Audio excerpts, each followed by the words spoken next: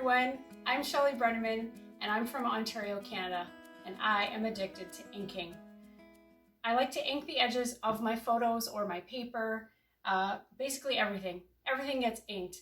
I never used to do it, but somebody introduced me to it and I just can't stop because I love the effect. And I'm so glad that Creative Memories came out with an ink. It comes in the kit with the stamps and the acrylic block. So you can use it, of course, with the stamps, but I also use it to ink all of my edges. So you might think, what is that? How do you do it? It's really quite simple. And as you can see down here, I've already inked the edges of all of my half circles that will be going on my page, but I haven't inked anything else. And it kind of just seems flat on the page to me. So it's not hard to ink. Just take your inker. I like to hold it upside down. And I just go along the edge of my page in a nice smooth motion.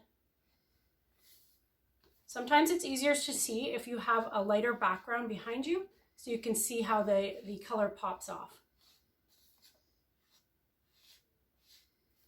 Obviously, when you're using a dark ink and you're putting it against a dark paper, you're not going to see as much of a contrast. I can still see that, but you'll see more of a contrast if you do it on a piece of paper that's going on something lighter. So here we are. You can add as much or as little as you want. It's totally up to you. And if you've never done it before, maybe practice on some scrap pieces of paper first until you get the desired effect that you like. So I'll just finish this one here.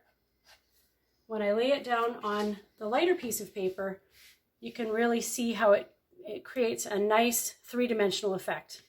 Sometimes if I have lighter edges going onto a lighter piece of paper, I will actually ink my photo, and then that will also help give the photo some definition on the paper.